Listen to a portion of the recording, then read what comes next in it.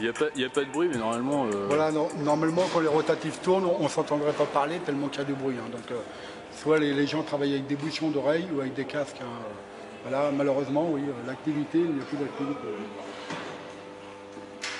D'accord. Alors là, nous allons parler de cette première machine-là qui nous pose beaucoup de questions, hein, qui est une rotative 16 pages, 5 couleurs, 5 groupes, et qui a été que nos patrons, M. Mordac et Leroy, ont recréé une société il y a quelques mois qui s'appelle Locaprint et se sont rachetés gracieusement cette machine à 750 000 euros. Il faut savoir que c'est le prix d'un groupe hein, que vous voyez là, les 750 000 euros, c'est le prix d'un groupe ou de robots en fin de machine. Donc, il y a eu spoliation aussi. Ils ont retiré une machine de l'actif pour se la réapproprier. Donc, était-il au courant déjà en juillet de ce qui allait se passer plus tard? Nous nous posons beaucoup de questions quand même. C'est-à-dire que là, en fait, ils ont racheté tout cet ensemble-là et ils l'ont racheté au prix d'un des blocs blancs qu'on voit. Exactement, quoi. Vous avez tout compris, au prix d'un groupe. Hein. Vous avez les groupes, le groupe numéro 1, 2, 3. C'est le prix d'un groupe, les 750 000 euros, c'est le prix d'un groupe. Et ils ont racheté ça gracieusement, 750 000 euros, soi-disant pour remettre de l'argent dans la Sego. Après, moi, j'ai pas vu le chèque non plus, donc est-ce la vérité? Mais eux nous ont dit 750 000 euros. Donc, on pourrait imaginer que ce soit peut-être même un peu moins. On peut s'imaginer beaucoup de choses, malheureusement, à l'heure actuelle. Mais ce qui veut dire que dans les faits, là, pour l'instant, maintenant, Sego à Taverny est liquidé. C'est mort, c'est liquidé, mais par contre, la machine, elle est à eux, elle va pouvoir partir. Par contre, la machine va remonter dans leur actif du Nord Pas-de-Calais. Hein. Donc, alors, dans une des deux imprimeries, hein, étant donné qu'ils ont chacun une imprimerie, l'un à Boulogne-sur-Mer et l'autre à Ersaint-la-Lys. Donc, cette machine-là, oui, va remonter forcément chez l'un des deux, mais ce n'est pas tout. Nous avons des machines qui ont été gagées. Donc, gagées chacune à 1 200 000 euros. Donc, il faut savoir que soit ils vont lever le gage, ils vont récupérer cet argent, ou soit ils vont partir avec leur gage, c'est-à-dire les machines. Donc, des machines qui coûtent entre 8 et 10 millions d'euros. Pardon, hein. Donc, ce n'est pas rien quand même. Donc, en fin de compte, ils réagrandissent leur parc industriel sur le compte de la Sego et des ouvriers de la Sego. En fait, ils sont venus dépecer le cadavre. Quoi. Alors, oui, parce que normalement, ils avaient comme obligation, dans les 2 ans, de ne pas revendre de matériel ou de voilà. On s'aperçoit maintenant que nous, au sein de la DUP, délégation unique du personnel de Sego, jamais nous l'avons été avertis. On s'aperçoit de beaucoup de choses par le liquidateur judiciaire. C'est lui qui nous a appris que des machines étaient gagées, qu'une machine avait été vendue, mais eux, à aucun moment, nous ont dit on a injecté de l'argent, donc on a repris une machine et elle est sortie de votre actif. Donc, si vous voulez, pour nous, c'est un vol pur et simplement. Quoi. Alors qu'ils n'avaient pas le droit, dans les moins de 2 ans, de vendre de matériel. Et de plus, ils se le revendent à eux-mêmes. Donc, on peut quand même se poser beaucoup de questions. D'accord. Alors d'autant plus que ça, c'est quand même c'est du bon matériel, quoi. Bien sûr. Ça tire quoi, ça, en fait Alors ça, elle nous servait beaucoup pour les couvertures. Hein. Donc nous imprimions avec la couverture de Nouvel Ops. À une époque, nous imprimions la couverture de Closer. Nous pouvons aussi sortir à plat, c'est-à-dire pour faire des plans, des choses comme ça, on sortait à plat. Beaucoup de couvertures. À l'époque, nous imprimions la couverture de L aussi. Et tout ce qui est magazine 16 pages, nous pouvions imprimer. Ouais, donc de la presse en termes d'imprimerie de qualité, quoi. Oui, voilà, exactement. Oui. Et puis je vous dis, une 5e couleur qui n'est pas anodine. Là, vous avez 5 groupes. En général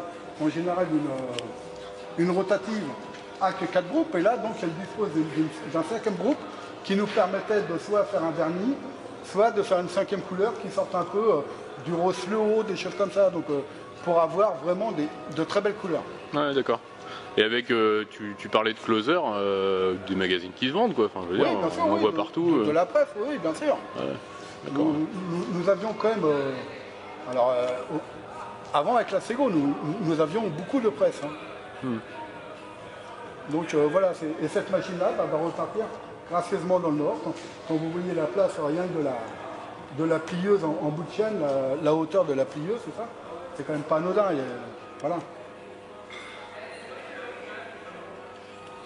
Et ça, en plus, c'est-à-dire quand tu me dis que vous imprimiez le Nouvel Ops, c'est-à-dire que tous les Nouvel Ops qui étaient vendus en France, ils sortaient d'ici, en fait. Exactement. Alors, nous avons été même... maître d'œuvre du nouvel observateur, c'est-à-dire que nous avions tout du nouvel obs, de l'impression à la fin via les NMPP, nous occupions tout. Alors après, avec la chute un peu de Sego, à la fin, nous avions plus qu'un cahier, soit de 48 pages, soit de 72 pages, et nous avions toujours la couverture.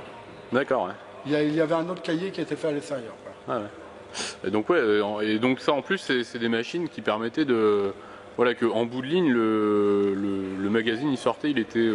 Alors non, il n'était pas fini, il fallait qu'il aille après en brochure pour être piqué, parce qu'en général, quand vous sortez un magazine de presse, la couverture a un certain grammage et l'intérieur a un grammage moindre. Ouais. Maintenant, vu qu'il passe par la poste et ça, pour avoir les meilleurs coûts, plus le magazine est léger, moins il paye aussi au niveau de la poste. Vous voyez, ils ont des contrats, mais plus le magazine est léger, on voyait que les magazines commençaient aussi à perdre un peu en format, le format descendait, et la lèse du papier était moindre pour que ça pèse moins lourd, et comme ça, il gagnait des 1000 et des 100 au niveau de la poste. Hein. D'accord, ouais. Voilà. Mais il faut savoir qu'une machine comme ça, vous rouliez à 70 000 exemplaires tour. Donc, heure, pardon. Donc, vous faisiez une couverture 4 pages, donc ça faisait 4 exemplaires au tour. Vous sortiez 240 000 couvertures, 4 pages à l'heure. 240 000, vous vous rendez compte? Un journal qui fait 480 000, comme le Nouvel Obs à peu près, et ben en 2 heures, vous aviez fini la couverture. Ce qui est quand même énorme. Au niveau production, c'est quand même un très bel outil. Ouais. Et un outil qui, je le répète, va repartir dans le Nord. D'accord. Et donc, tout va pas repartir en fait, parce qu'il y a d'autres machines qui ont été. Alors il y a des machines qui ont été engagées, on va faire le tour, mais il s'avère quand même que il y a quand même 3 machines 2 machines qui ont été engagées et 2 machines qui ont été incendiées. Donc si on calcule bien, ça fait les 5 machines du parc. Hein. D'accord. Ouais. On va aller voir.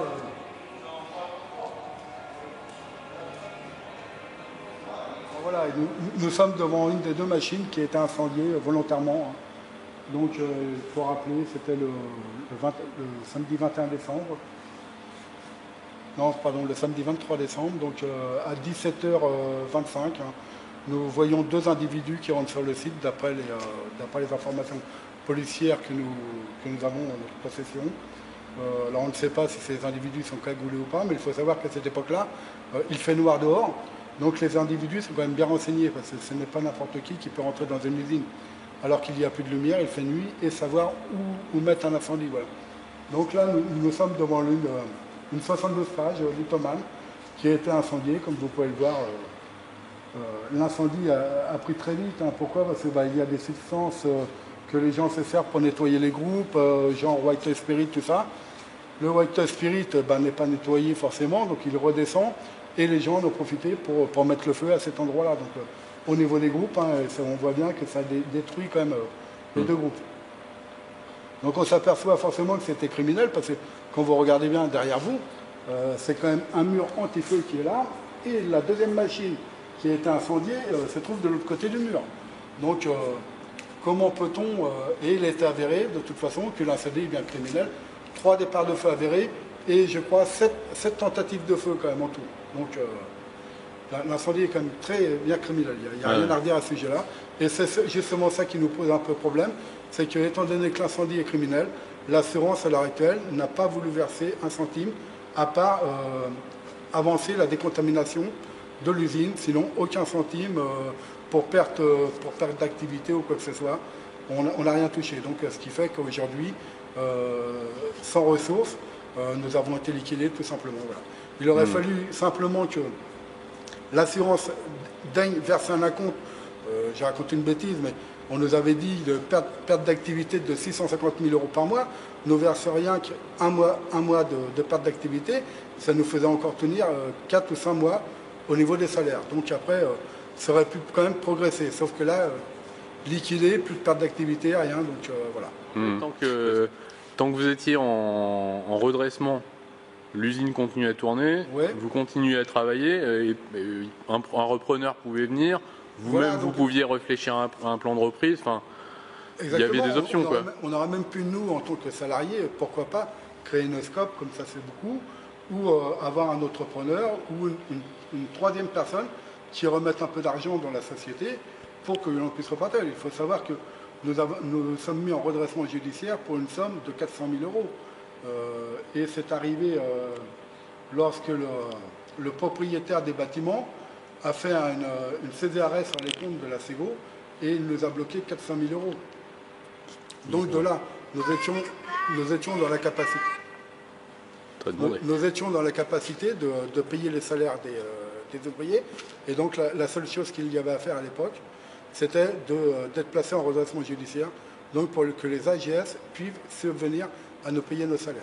Ouais. Voilà. Donc, sauf que le redressement judiciaire était sur une période de 6 mois et un mois après, l'incendie criminel. Ouais. Donc là, le pompon, hein, vraiment...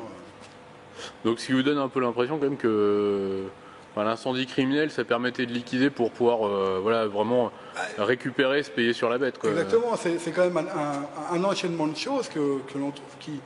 Entre les machines gagées, il faut savoir que nos patrons, donc...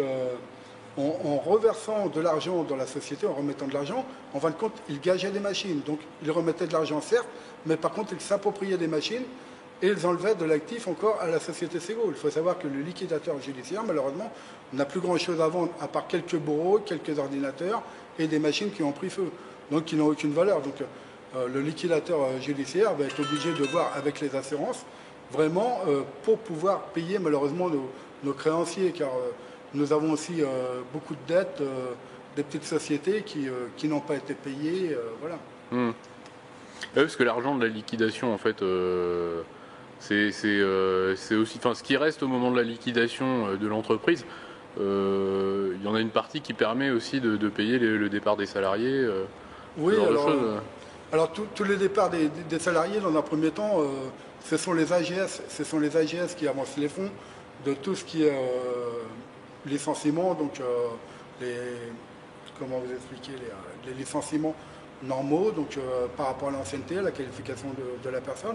Là, ce sont les AGS qui vont prendre en compte les paiements et après, ils se resserviront sur ce que l'assurance aura versé pour pouvoir repayer aussi bien les AGS l'État, les créanciers et s'il reste un peu d'argent, profiter encore à nos patrons.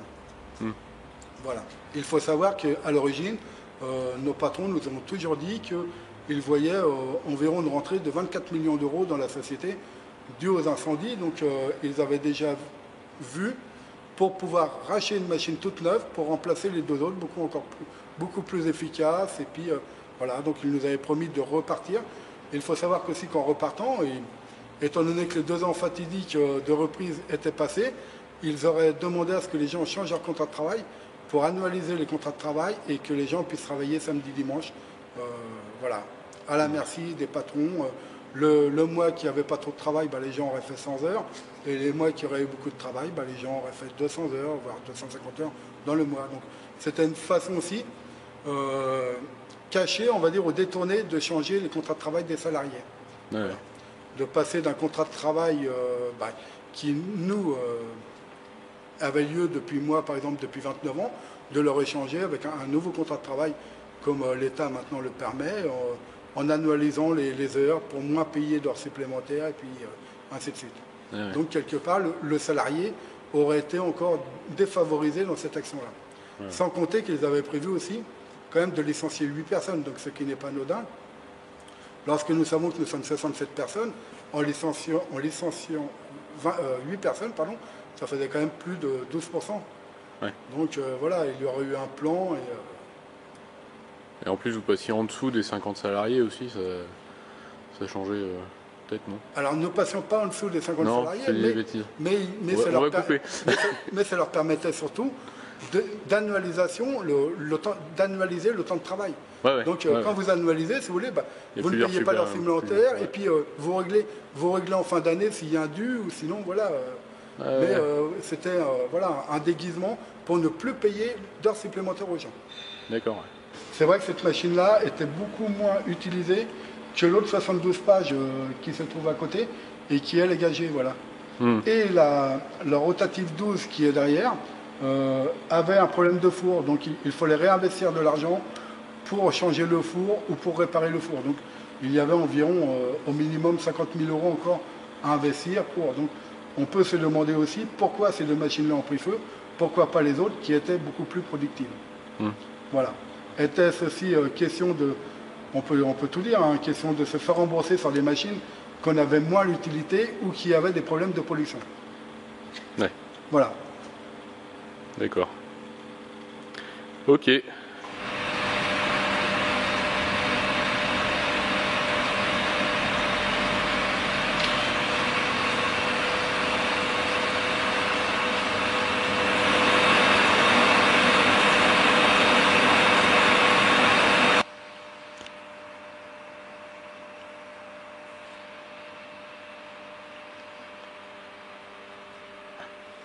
Et donc là, ça c'est la deuxième machine incendiée. Exactement, donc une Lithoman 48 pages. Hein, et, vous voyez, nous sommes passés maintenant de l'autre côté du mur. Hein, donc pour bien voir que le mur n'a rien lui-même. Donc que l'incendie est quand même vraiment criminel.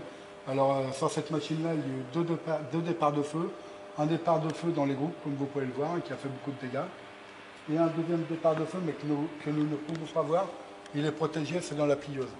Donc deux départs de feu avérés sur cette machine-là. Et cette machine-là, comme je vous l'ai expliqué tout à l'heure, c'est la machine qui a un problème de four.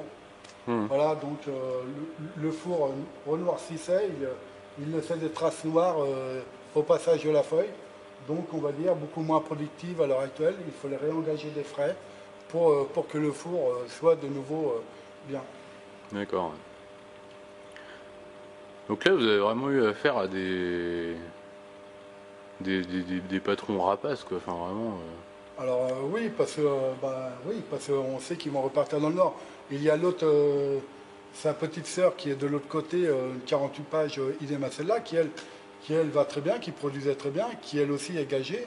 Donc soit ils lèvent le gage, ils reprennent de l'argent, ou s'ils ne lèvent pas le gage, ils vont repartir encore avec une autre 48 pages dans le Nord. Il faut savoir qu'ils n'ont pas de 48 pages dans le Nord. Donc pour eux, ils peuvent conserver, malheureusement pour nous, la clientèle que nous avions chez Sego EDF. Ils peuvent la faire remonter dans le Nord et ça leur ferait de nouveaux produits à imprimer et des nouveaux clients à conserver au sein de leur parc. Donc, tout bénéfice pour eux. Non seulement ils remontent les machines, mais ils peuvent conserver les clients. Et vous avez déjà constaté qu'il y a des clients qui partaient Non, mais nous avons le groupe Entreprendre, par exemple, qui, eux, à l'heure actuelle, se font réimprimer dans le Nord, ou en sous-traitance via le Nord. Mais ils ont quand même gardé la main sur les clients pour sous-traiter toujours soit via des autres imprimeries, soit dans le Nord. Donc ils n'ont pas perdu tous les clients, loin de là. Il faut savoir aussi qu'ils continuent d'imprimer la couverture du Nouvel Observateur. Le Nouvel Observateur, nous devons plus de 300 000 euros, nous ayant fait nous mettre en redressement judiciaire parce qu'ils ne payaient pas et ayant été mis au tribunal par la société Sego EDF, a obtenu un paiement en 12 mois. Donc plutôt que d'obtenir de payer la dette tout de suite, non, ils ont obtenu un étalement, ce qui nous a pas servi à améliorer nos comptes non plus. Voilà. Et le Nouvel Observateur est continué, lui, d'être imprimé dans le Nord. Alors, il se plaignait qu'il ne payait pas ici, et dans le Nord, il a l'air de mieux payer, je ne sais pas. Voilà, c'est une question. Et c'est le même patron. Et c'est le même patron, bien sûr. Donc, il paye beaucoup mieux dans le Nord. Alors, pourquoi ne pas les avoir relancés avant en disant, voilà, à qui profite le crime? Ce qui donne à penser un peu aussi que finalement, les repreneurs qui sont arrivés en 2016, ils venaient déjà presque avec cette idée-là en tête. Alors, je ne sais pas, tout ce que je sais, c'est que nous, à l'époque, ils nous ont dit, vous n'en faites pas, on sera beaucoup plus réactifs, on vous dira tout ce qui se passe, on vous informera des moindres problèmes. On s'aperçoit que ils ont spolié des rotatives, ils ont racheté, ils ont gagé. On n'a jamais été au courant, on était au courant simplement par le liquidateur. Donc pour des gens qui devaient tout nous dire, ils sont quand même bien cachés de nous dire quand même les choses les plus importantes pour la vie économique de la société. Voilà. Il faut savoir qu'en 2 ans, nous n'avons eu à aucun moment les yeux sur les comptes. Donc nous ne savons pas où en étaient les comptes et il faut savoir que la comptabilité se faisait à l'imprimerie Cible à Boulogne-sur-Mer. Donc à aucun moment nous n'avons eu les comptes en main ou quoi que ce soit. Donc c'est toujours au dire de nos patrons, mais on n'a jamais pu vérifier quoi que ce soit. ok.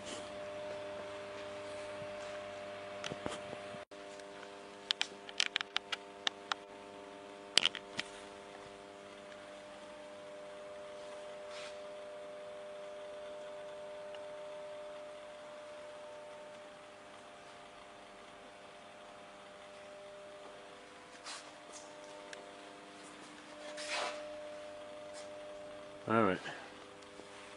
Donc là, en fait, ça veut dire que c'est pas le travail, il va pas s'arrêter. En fait, le travail il fera, mais ailleurs. Exactement. En tout cas, les machines, elles vont continuer à servir. Ouais. Vous enlevez des machines de Taverny, et ce sont des machines qui vont remonter dans le Pas-de-Calais. Donc Ouais. le travail ne part pas pour tout le monde. Ouais. Sauf que nous, on ne nous a proposé aucun poste de repris dans le Nord. Donc encore, si les machines remontaient dans le Nord, avec quelques personnes parmi nous qui puissent refaire démarrer les machines, non, même pas, on nous a proposé aucun poste. Donc ce qui veut dire que on remonte avec les machines, mais aucun salarié ne suit. Voilà, donc tout ça est quand même étrange. Ouais.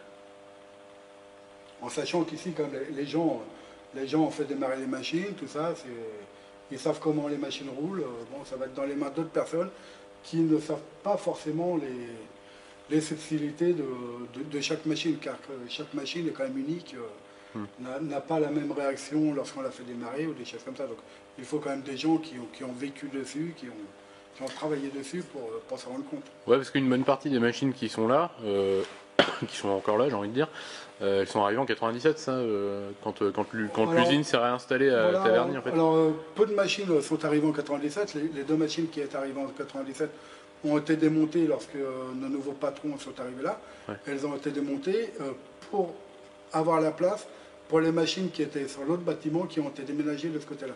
Donc, au lieu d'avoir deux bâtiments d'exploitation, les machines obsolètes ou qui n'étaient plus rentables ont été démontées pour ramener toutes les machines sur le même lieu d'exploitation.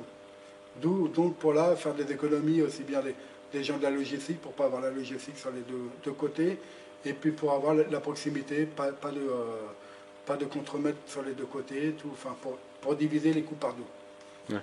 Voilà. D'accord. Ok. Et donc ici avant ça fonctionnait en 3/8 toute la semaine. Bien sûr, ça fonctionnait en 3/8. Alors nous étions censés démarrer du lundi 13h au vendredi 22h, mais étant aux 35 heures, mais avec la nouvelle charge de travail que nous avions, bien souvent l'usine redémarrait le lundi matin à 6h et ne refermait que le samedi à 6h. Donc ce qui voulait qu'il y avait en effet du travail. Les gens avaient des heures supplémentaires, donc il fallait payer ces heures supplémentaires qui avaient un coût certes, et c'est pour ça qu'avec le changement des contrats de travail, il aurait été permis après d'annualiser, donc toutes ces heures supplémentaires-là n'auraient pas eu lieu, mais lorsqu'il y avait du travail en moins, on aurait dit aux gens tout simplement, vous restez chez vous aujourd'hui, on vous paye gracieusement, mais vous restez chez vous, l'annualisation du temps de travail. Voilà. D'accord. Et donc le groupe Sego, ça a été, aujourd'hui maintenant il reste plus que vous, 67. Ouais, il reste même plus rien aujourd'hui, que nous sommes liquidés, donc il reste zéro. Il faut savoir que moi j'ai connu le groupe Sego, nous étions plus de 640 personnes dans ce groupe. Nous avions tout, nous étions le premier imprimeur en France à avoir tout sur place. On pouvait, de la carte de vœux, la carte personnelle, au magazine, nous avions tout pour imprimer sur place. Voilà. Un client venait chez nous, il n'avait pas allé ailleurs, il avait tout de A à Z, aussi bien le brochage que le routage qui était plus loin. Ouais. Donc nous étions le seul imprimeur en France à avoir tout ça sur le même lieu. D'accord. Même un imprimeur comme Maury, qui est beaucoup plus gros que nous, a son groupe de pré-presse qui se situe à Paris. Donc il n'a pas tout au même endroit. Ah ouais, d'accord. Ok.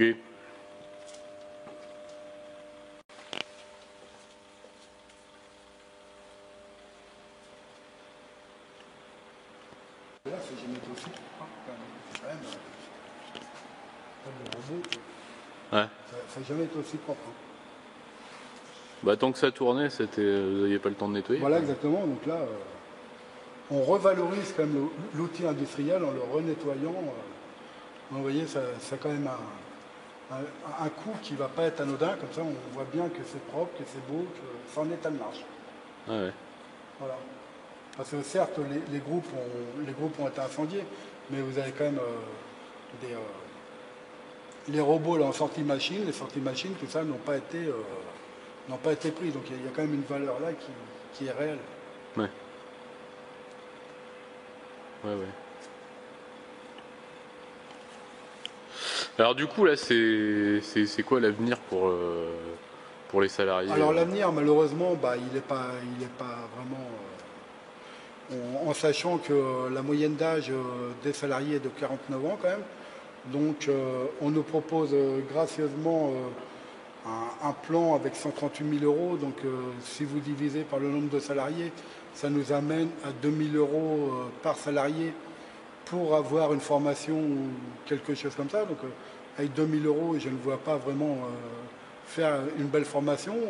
Maintenant, nous nous rapprochons des pouvoirs publics pour qu'ils nous aident dans notre bataille et puis qu'ils nous comprennent en leur expliquant que nous avons été spoliés, que nous voulions travailler, nous voulions continuer à travailler, qu'un incendie criminel qui n'est pas de notre sort, et qu'on arrive là maintenant, des gens qui avaient un bon salaire, tout en étant rentrés à la Ségo vraiment en bas de l'échelle, ont gravi, maintenant qui ont un salaire honorable, n'auront jamais le même salaire pour finir leur carrière. Donc une descente de salaire qui va être divisée par 2, voire même plus pour certains.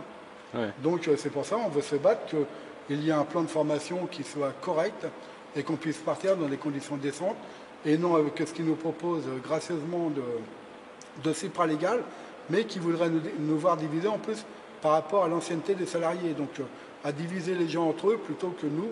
Là, nous sommes forts et nous sommes tous réunis, nous voulons tous partir dans les mêmes conditions et nous sommes tous sur la même longueur d'onde, à savoir, nous voulons nous battre et partir avec des conditions décentes. D'accord. La mairie de Taverny, Madame Portelli, nous a promis qu'elle allait mettre en place une cellule avec un psy, quelque chose comme ça, car nous avons des salariés, bien sûr, qui sont très touchés, au bout de 30 ans, 35 ans de maison, se retrouver du jour au lendemain à la rue. Moi, je connais des salariés ici qui passent leurs 8 heures d'occupation devant leur machine. Donc on se demande si ces gens-là ont vraiment réagi, qu'ils sont à la porte. Voilà. Donc c'est vrai qu'il y a quand même des choses, et on ne voudrait pas non plus qu'il en arrive un autre drame qui malheureusement, dans la tête des salariés, comment ça peut se passer, voilà. Ouais. Donc on essaye d'être le plus possible présent avec eux, et c'est pour ça que nous avons alerté les pouvoirs publics, donc qu'ils viennent à notre secours un peu pour nous aider, car malheureusement, à 67, nous ne sommes pas non plus grand-chose. Ouais. Et du coup, alors, la lutte concrètement, elle peut se mener comment en fait? Alors il y a l'occupation. Alors la lutte, nos occupations, bien sûr, 24 heures sur 24, un week-end y compris. Voilà, nous avons quand même de la matière première, des bobines, tout ça, qui ne vont pas sortir. On ne voudrait pas qu'on commence à démonter des choses le temps qu'on n'est pas là, parce qu'un démontage, alors pas d'une rotative, une rotative c'est très long, il faut des grues spéciales, mais vous avez des sorties comme ça qui peuvent être démontées rapidement aussi, donc on ne voudrait pas qu'on nous spolie le reste que nous avons. Voilà, donc on défend, on se bat sur les lieux. Il y a des gens qui viennent nous voir gentiment, qu'on fait visiter. Il y a une caisse sur laquelle ils nous aident, qui nous donnent un peu d'argent. Nous avons le syndicat du livre qui nous aide dans la lutte très bien. Nous avons la CGT aussi qui est très impliquée et le Parti communiste français qui est très impliqué aussi. Donc ces gens-là qui sont beaucoup plus d'expérience que nous sommes novices bien sûr, qui nous aident à ouvrir des portes et on se rend compte que les portes que nous ouvrons, les gens sont à notre écoute, que ce soit de n'importe quel parti politique, voilà, les gens sont à notre écoute. Lorsque l'on leur explique comment nous avons été spoliés, au départ, les gens ne nous croient pas. Il faut qu'ils viennent sur place et se rendent compte. Et là, vraiment, il y a des moyens de mise en œuvre aussi au niveau de l'agglomération. Monsieur Biodek, le président de l'agglo, nous suit aussi personnellement et il met des moyens en place justement pour que les gens puissent aussi être suivis un coup qu'ils vont être au chômage, puissent être suivis et s'il y a des emplois qui se libèrent rapidement, que ces gens-là puissent être prioritaires un peu. Donc ils se sont engagés à suivre chaque salarié, même si ce n'est pas dans l'agglomération. Ils vont voir eux où habitent les salariés, ils vont se rapprocher des services de l'habitation des salariés pour expliquer, puis voilà, pour s'il y a du travail, pour que les gens puissent retrouver rapidement le travail. Ouais. Comme vous le savez, à 49 ans ou 50 ans, retrouver du travail, ce n'est pas évident. Surtout avec une formation de 2 000 € par personne. Ouais. Voilà. Donc tout ce qu'on veut, nous, c'est partir avec un peu plus d'argent, parce qu'on n'est plus des gamins, on a besoin aussi chez nous d'une valeur, et que cette formation, qu'il y ait un peu plus d'argent dans la formation pour qu'on puisse avoir quelque chose qui tienne la route. Voilà. Et non 2 000 € pour aller faire un stage de 3 jours qui ne servira à rien. Voilà. On a vraiment besoin d'autre chose, d'une formation à 50 ans pour retrouver un nouvel emploi. Ouais. Voilà. D'autant plus qu'on ne peut pas partir avec 2 000, 4 000 € quand on a donné, quand on a fait vivre la boîte pendant 20 ans, 30 ans. Il faut savoir que la moyenne d'âge par salarié d'ancienneté est quand même de 15 ans. Donc lorsqu'il y a 2 ans, la majorité des personnes qui étaient reprises, c'était sur des critères, donc celui d'ancienneté. Donc ce qui veut dire que tous les jeunes à l'époque qui n'avaient pas d'ancienneté ont déjà été licenciés. Donc il s'avère que ce sont vraiment les vieux, comme on va dire, qui sont restés, donc avec une moyenne d'âge élevée, une ancienneté élevée aussi. C'est ce que le liquidateur a pu voir aussi, c'est que les indemnités de licenciement, même si elles ne rentreront jamais par rapport à ce qu'on a perdu, mais puissent être un peu plus élevées, pour eux surtout, parce que pour nous c'est jamais assez élevé, par rapport à la moyenne d'âge des salariés, d'ancienneté. Ah, bien sûr. Ok.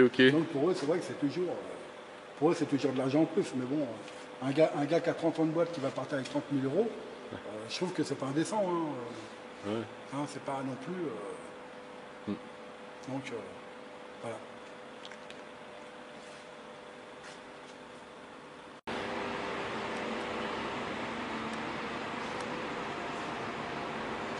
Donc ça c'est du matériel derrière toi qui n'était pas de l'usine. Voilà, c'est du matériel qui appartient à la société Belfort, qui était là à l'origine pour décontaminer le site. Et lorsque nous avons su par le liquidateur que, en fin de compte, Belfort était en train de renettoyer les machines appartenant à nos patrons, donc nous avons décidé d'arrêter, de les faire arrêter de travailler, de les faire sortir des lieux, aussi bien pour leur sécurité à eux que pour la nôtre, étant donné que maintenant nous occupons l'usine. Donc leur sortie s'est faite en très bon terme, il n'y a eu aucun problème, sauf qu'on ne voulait plus qu'ils remettent les machines en état comme neuf pour que ces machines-là repartent dans le nord. Donc on peut voir aussi que maintenant, depuis un certain temps, que la décontamination est arrêtée, certaines machines commencent à rerouiller. Donc ce qui veut dire que nos patrons, s'ils ne veulent pas discuter rapidement avec nous, ils vont repartir avec des machines rouillées dans le nord, ils auront des frais supplémentaires. Voilà. D'accord, ouais. Mais comment ça se fait, explique-moi, parce que si on connaît pas bien, comment ça se fait que ça rouille? Parce qu'en fait c'est suite à l'incendie, il y a eu... C'est des chimiques qui fait que lorsque le PVC brûle, avec le contact de l'eau, ça fait un procédé chimique lorsque les pompiers arrosent, et ce qui fait que tout le fer, tout ça rouille très rapidement. Voilà, en une journée, le matériel rouille. C'est un procédé chimique. Pour les expliquer. Voilà. Ah oui, donc ça, autant on l'a vu sur les machines qui ont brûlé directement, mais ça touche toute l'usine en fait. Exactement, donc toute l'usine est en décontamination, aussi bien les murs, tout ça. Il faut savoir qu'au départ, pour entrer dans ces lieux, il fallait avoir un masque, il fallait être protégé quand même, car il y avait une forte odeur quand même qui était là. Et les produits que met aussi la société Belfort ne sont pas vraiment si bons que ça à respirer aussi. Comme tous les produits chimiques à l'heure actuelle, il n'y a pas que des bons produits. D'accord. Ouais. Ok. Donc là, ça vous fait un petit levier de pression supplémentaire, quoi. Exactement. Je pense que nos patrons qui ont rompu les dialogues à leur façon, à mon avis, ils avaient préparé leur plan avec leur avocat en étant arrogants lors de leur discours et en venant vers nous d'une arrogance extrême. On se demande jusqu'où ils voulaient profiter. Je pense que malheureusement, ils auraient bien aimé que quelqu'un perde son sang-froid et commette un acte, on va dire, un peu... quelqu'un pète les plombs. Voilà, que quelqu'un pète les plombs, pour que la force de l'ordre rentre et nous fasse évacuer les lieux. Et là, elles auraient tout gagné. Et je pense que ça, c'était manigancé du début aussi, en disant, on va en faire péter les lieux, comme ça on va récupérer les lieux et on fera ce qu'on veut derrière. Voilà. Et donc, nous ne sommes pas rentrés dans leur schéma, nous sommes restés droits, voilà, ils ont quitté les lieux et ils n'auront plus de négociations. Voilà. Alors que nous ne sommes toujours pas à les accueillir s'ils ont envie de renouer le dialogue. Ok.